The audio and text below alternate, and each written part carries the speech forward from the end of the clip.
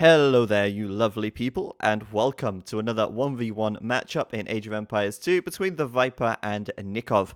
Up to the north of the map in the yellow, we have TheViper. He's playing as the Koreans. And over to the west of the map in the green, we have his opponent, Nicov, playing as the Koreans as well. It's a Korean war then on Arabia, and as usual, the Viper playing in his token yellow.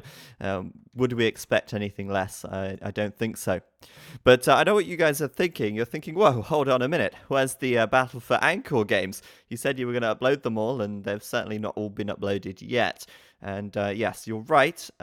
This isn't a Battle for Anchor game.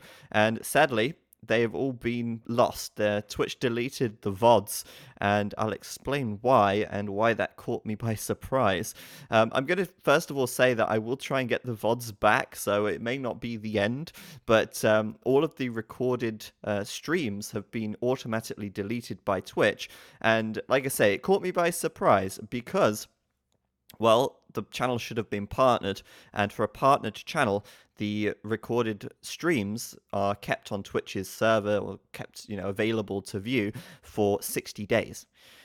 Now, the Twitch channel is not partnered at this point in time. That's Escape AoE, by the way, not my personal channel. And as a result, the VODs were removed in 14 days and not 60. Well, that caught me by surprise because, well, I'm so used to having a partnered channel for the last 3 years that I'm used to having the VODs there a lot longer, and I didn't think to download them and back them up, which is really my fault, and I should have done that to be safe anyway. But secondly, I was really anticipating the channel to be partnered, and at the moment, we're still waiting, and there was actually a bug in Twitch's system which was preventing our channel from being partnered in time. We were supposed to have the partnership for the channel on in time for the tournament, which was at the end of December. So yeah, that should have happened, and it's still not gone through, which is very strange. And I am in contact with Twitch to figure out why. And whilst I am in contact with Twitch, I'm going to try and get those VODs back as well. Now, Resonance22 has uploaded a couple more games than I have, and because he recorded them locally on his PC. So go to his channel if you want to see some of the Battle for Anchor recorded games. But I can say we're going to be doing another tournament as well in January this month on the 20th to 21st and the 22nd, and that's going to be a very similar format to Battle for Anchor. You can expect to see a trailer for that very soon, and I'm really hoping that that's going to go a little more smoothly after we've learnt from what went wrong with Battle for Anchor anyway. So with that said, I've got one more thing to cover before we get into this game. Hopefully you don't mind me blabbering for a few minutes while things get started here. There's not a lot of action going on in the first few minutes of the game anyway. But I've started a new channel. It's called Age of Empires 101. It's going to be my second channel, and it's going to have a very big focus on high production quality tutorials, fun facts, game design and the history behind Age of Empires 2, and other stuff like that. Now, if you want to subscribe to that channel, I'll put a thing on the screen now. You can click it. Make sure you click the bell as well so you get a notification. And I also uploaded the channel trailer, which I've linked underneath this video. Go and watch it because it gives a very good overview of what the channel is going to be about and give you a little bit of a taste for what is to come. So please do go subscribe there. And I think it's going to be an awesome project. Some people were asking, well, why don't you just do it on ZeroEmpires? I guess I can explain that another time, but in short, I want to start afresh and use what I've learned over the last 3-4 years on YouTube and apply it to a new channel and not make the same mistakes right from the beginning. Do things right. I'm still going to upload to this channel, and that's going to be kind of for expert games and commentary and things like that, which won't be on Age of Empires 101.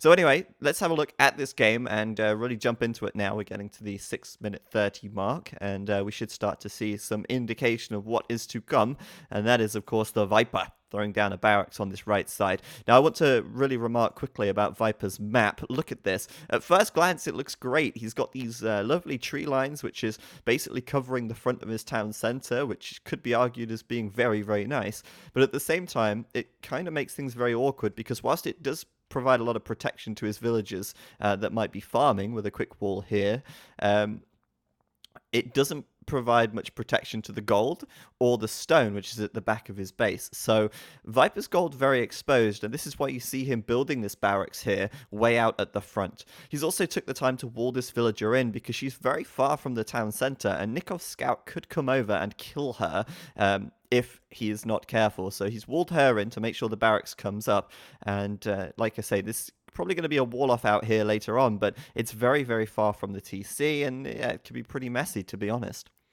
Now, the backwood is lovely, and that's nice. He's got a very easy wall to the edge of the map, so I like that. But yeah, gold could be an issue, and this could be why Viper here going for the barracks 2 villages to gold, which really indicates that he's going to go for some man-at-arms here.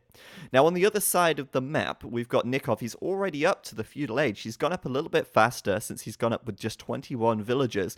He's also building a barracks here, and he's making some militia right now. But look where his main gold is. In fact, that's a good point. Where is his main gold? I'm not seeing it. There it is. It's up to the north of his TC. And arguably in a little bit of a better position than Viper's gold. He can kind of wall down here from this tree line, and that provides a little bit of protection to these guys. He's also started to build a wall off towards the TC here from the south wood line, and that is to make a choke point with the town center, which should be nice for him later on. And also you see here berries at the back, which is lovely. So Viper's map not looking the best, but Nicov here making some militia coming forwards, and it looks to me like Nicov doing a similar strat to Viper with the 2 villagers on gold, which really indicates that both players are going to be going for some man-at-arms. Wolf getting involved, he's going to quickly get battered down. I mean, I did just assume that Wolf's gender. I hope you can forgive me for that.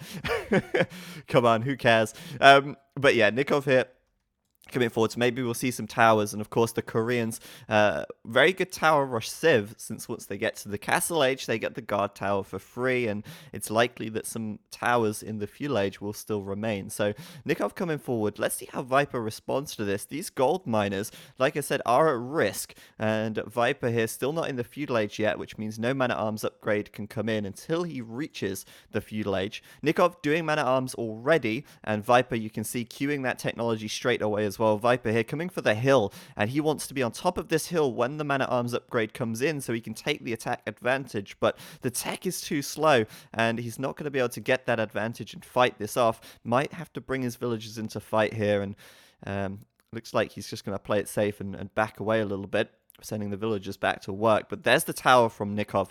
This is a great tower for him because it's going to deny both of these gold piles. Viper, he's going to either have to destroy this tower now or deny this tower now, or kind of bum rush it, man fights it with these army units here, which puts these units at risk because Viper is outnumbered. Nicov has more units here if you include the villagers. However, Viper adding in a 4th man-at-arms now. This could be the move that he needs to take this down, but Nicov with the tower will jump in, and that tower laying into these man-at-arms should give Nicov an edge. Nicov going to try and fight away from the tower here so that Viper's units kind of run back and take the arrow fire from the tower, and Nikov's going to kill all of those man-at-arms from the Viper there. These villagers might take a little bit of a peppering of arrows as they run away, but more importantly, Viper has been pushed off of gold, and there's another tower coming in for Nicov as well, so he's going to try and deny this for as long as possible. Now, Viper should have a gold pile somewhere else. This is his main gold, his second gold, and there should be a third gold somewhere, but it looks like it's way at the back of his base, and I don't know, he's probably scouted it. No, he's not. So that's out of his line of sight. Viper here, no idea where his third gold is. And even if he was to take it, it would be risky as it's quite far away from his town center. So Viper here, throwing down 2 archery ranges. He is forced to make skirmishers. Of course, he can't make archers because he has no gold for it. He can't make men-at-arms because he has no gold for that. And now a defensive tower coming in. Now, at some point, Viper has to build the defensive tower. He can't just let Nicov approach, and leapfrog towards him. He's putting the tower here because it's going to protect his farms, and that's going to be really important for him now. He's moving to create skirms. So this could be okay, but Viper needs to get this tower up. Of course, Nicov coming in with a tower of his own, and I think Viper will definitely finish his tower first, but Nicov still getting in there with his man-at-arms, trying to harass as much as possible, and he kills another villager as well. Viper making that classic mistake of sending the weak villagers that lured the boar earlier in the game to the front lines. Risky play. Nicov here should be able to finish his tower. He is using a little bit of distraction with his villagers there, and he gets his tower up. This is nice. It's going to continue to provide some pressure for him.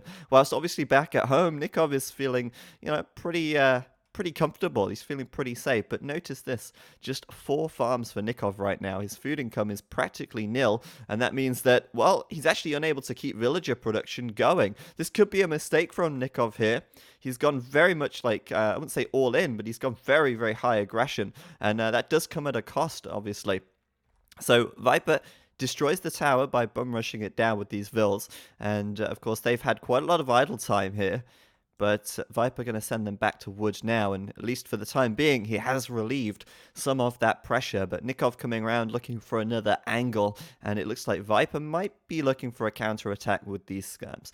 Now, Nicov isn't going to be too concerned about a small counterattack from skirmishers, because, well, they're going to take a long time to kill any vills, but they could kill these guys because they're pretty low, and Nicov only has a couple of man-at-arms here which are also incredibly low, so that's going to get cleaned up, and Nicov will have to run back. This villager, well, she's dicing with death, isn't she? She's going to get pushed back in towards Viper's base, and I don't see any way how she is going to survive this.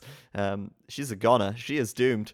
At least Nicov, for the time being, keeping Viper back at his own base rather than counter-attacking, whilst he chases this villager with 1 HP down, and down she goes. So yeah, like I say, Nicov back at home, he has not been feeling too much pressure. He's been forced now to seed more farms, obviously, and yeah, that was maybe a little mistake from him, letting his TC idle without having the food income. It also meant that he couldn't add any more men-at-arms, so those guys, it wasn't really a long-term plan, which sometimes we do see in Korean wars. It's not uncommon to see players adding more and more militia. It can be very effective even, but for now, Nicov just retreating back and actually building a stable, and I like this move by him. I mean, this is really going to delay his castle age time, but with scout cavalry, he should have a very easy time to take down these scabs.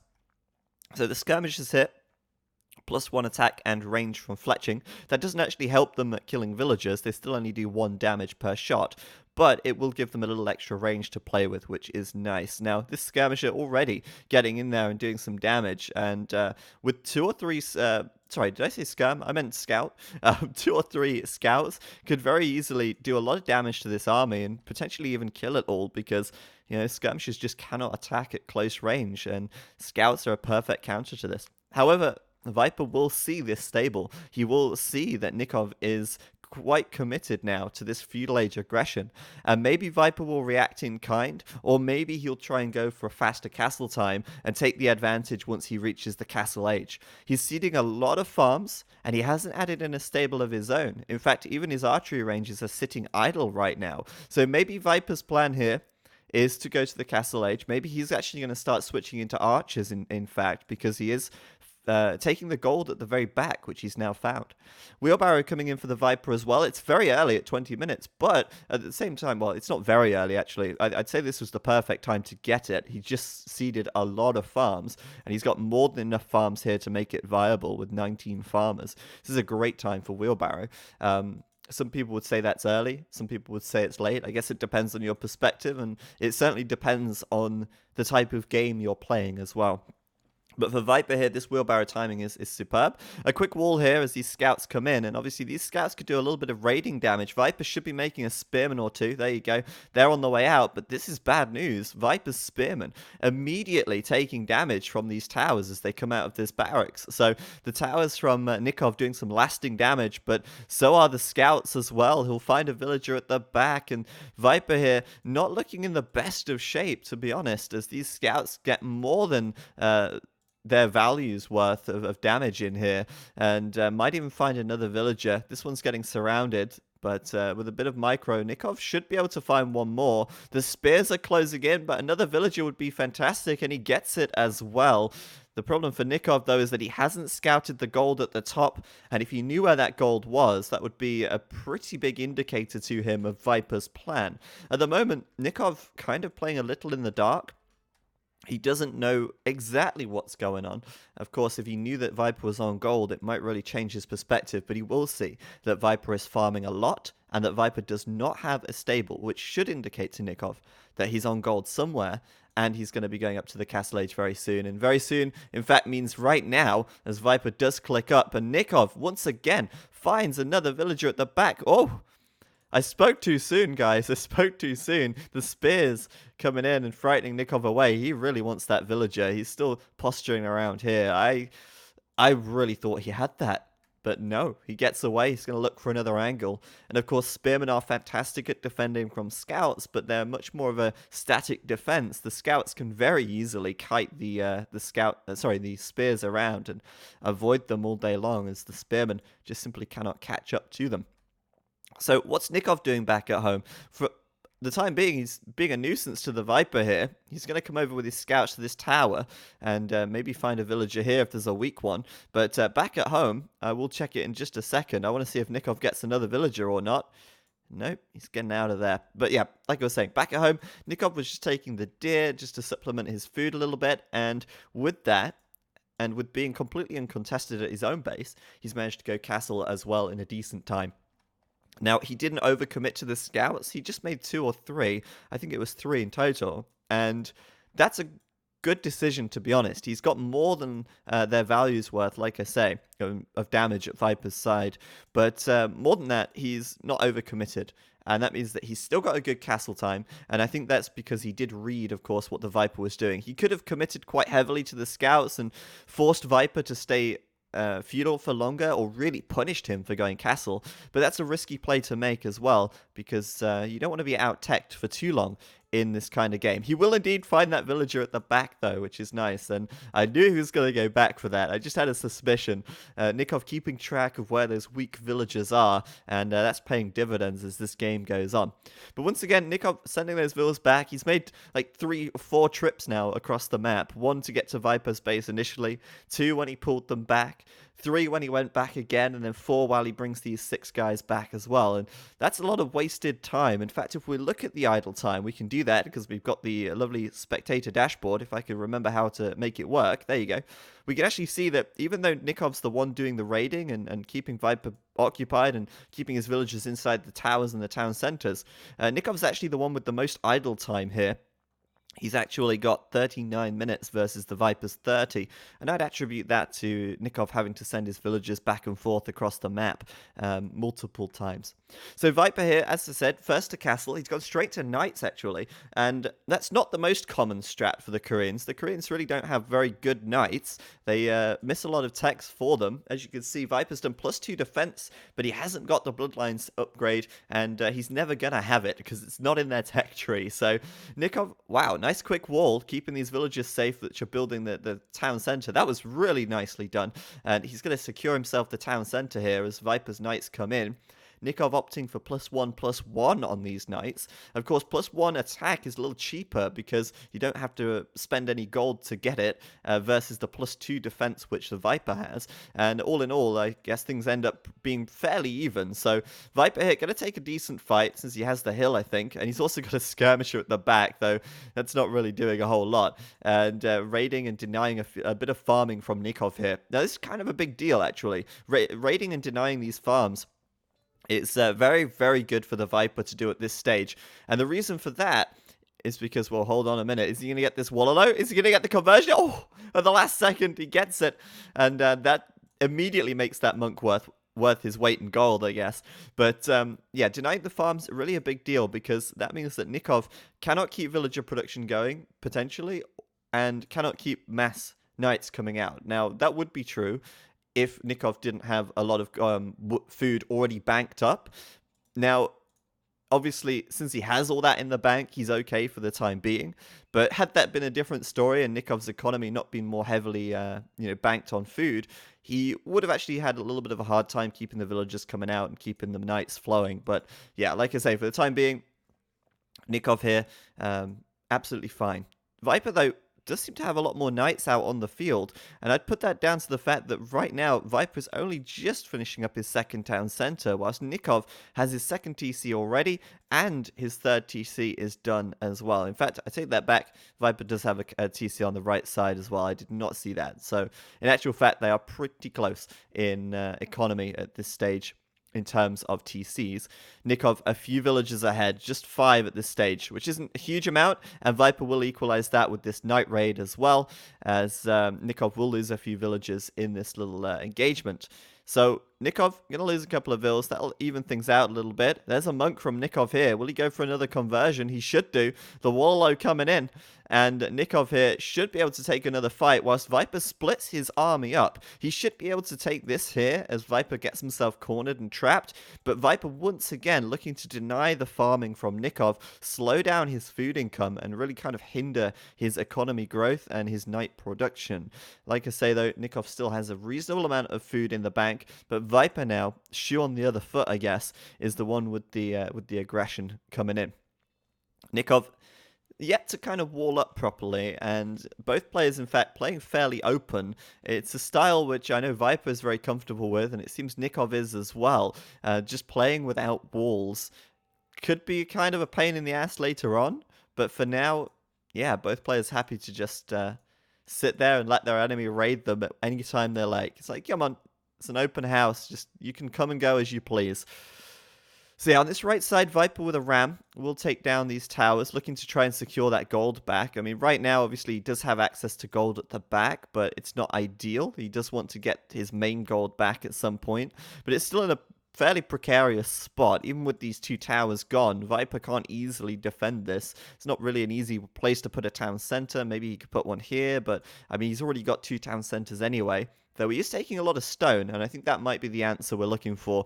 The stone, to, of course, build a castle, and a castle on this hill right here. I imagine right here would be a good place for it. Would protect both of those gold piles behind it, and secure Viper the gold for the long run. Nicov coming in with some knights, though, and once again, making really good use of his army, even though he seems to be outnumbered. In this engagement here, he's still getting good value out of those units. In actual fact, Nicov does have the army advantage with 2 additional military, but Viper does seem to have the numbers advantage at this part of the map. Obviously, Nicov splitting his army up a little bit in this situation. So Nikov's still raiding a little bit at the back. That's nice. I like that. And Viper, there you go. There's the castle. I'd pat myself on the back for that one. I think it's a pretty obvious position for him to place it, though, and that's going to hopefully give him some protection for the long term. Right now, though, I'd say things were looking pretty even. 70 to 71 villagers, 86 to 85 population. They're as close as you could really get in terms of supply at this stage. And yeah, Viper with that castle should secure the goal for the long run. But I would say that Nicov may be feeling a little bit further ahead in economy, even though the villager count is very similar.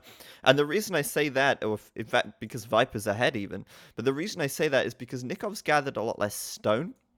He's only had 3 villagers on stone back here. He's focused a lot more on gathering food, on gold, and wood. Whereas Viper, obviously gathering a lot of stone here. He's had a lot of villagers taking the stone on the back. He's had enough to build a castle already, and as a result, I feel like Nikov's economy is probably in a little bit of a nicer position. It's a little bit more balanced at this stage. And Viper now having to kind of redistribute things around a little to take this gold. And yeah, I kind of feel like Nikov's probably farming a little more at this stage. 34 farmers for Nicov and 24 for the Viper. So Nicov really quite heavy on the farms in comparison. And that's probably going to mean that Nicov will reach the Imperial Age first. I'd say he's looking a little bit closer at the moment in terms of resources banked. So that could very well be the case. And I put that down to the fact that Nicov hasn't had to gather enough stone for a castle, or at least not rush that. University coming up here for him. And probably, I think he's already, got the monastery, of course. With the university, he will go up to the Imperial Age. In the meantime, though, Nicov has been collecting the relics, and that's the 3rd relic banked right there. Viper, on the other hand, doesn't even have a single relic at this stage.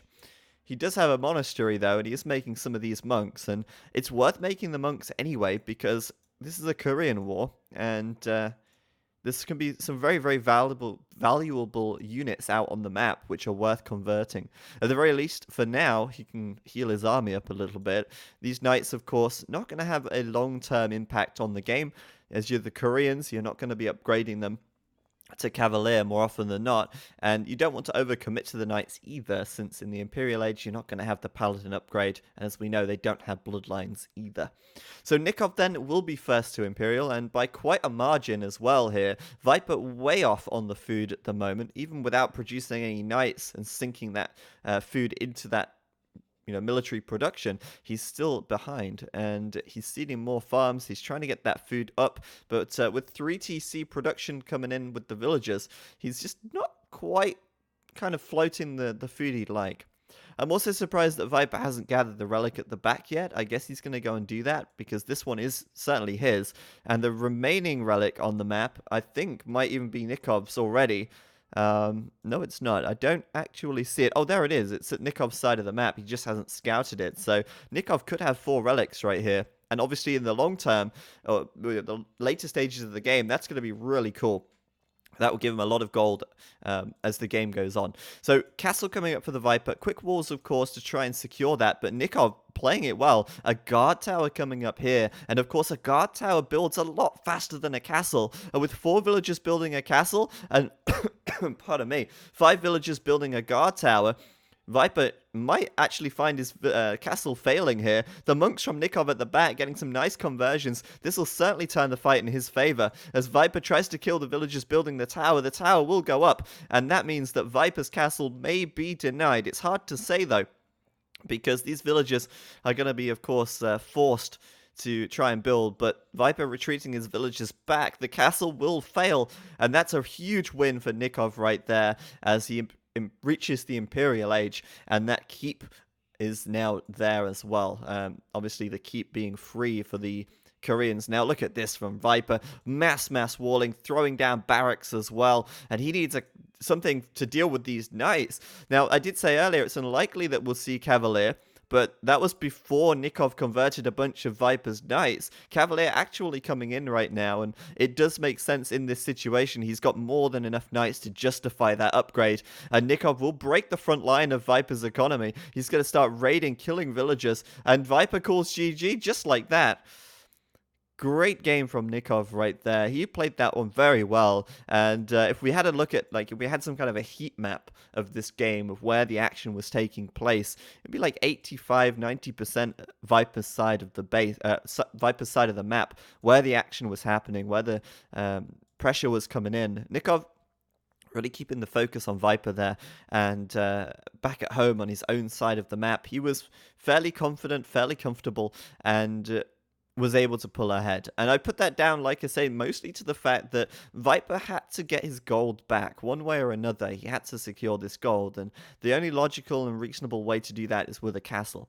With the gold at the back running out so quickly, Viper couldn't leave it too long. He had to secure this before the gold at the back ran out, otherwise he'd have a huge gold deficit and would really struggle. It might delay his Imperial Age, it would mean he couldn't produce units, and so he had to rush that castle. As a result, he ended up having a lot of villagers on stone. Those villagers were gathering stone instead of farming, and Nicov, with the 4th town center at his base, building so many farms, really putting himself into a position where he could upgrade to the Imperial Age very quickly, was able to just take the advantage as soon as he got there. Couple that with a few nice conversions with his monks to help turn the fight around. A fantastic castle deny from Viper here on the front, and yeah, Viper just kind of crumbled apart there as Nicov swung the balance into his favor. And of course, once he researched Cavalier, that could very well have been the end of the Viper right there anyway, because they would have done a huge amount of damage in Viper's economy, killing a lot of villagers, maybe taking down the TCs. And yeah, I think Viper didn't really stand much of a chance. So GG right there. Thank you very much, guys, for watching. As always, I've been Zach.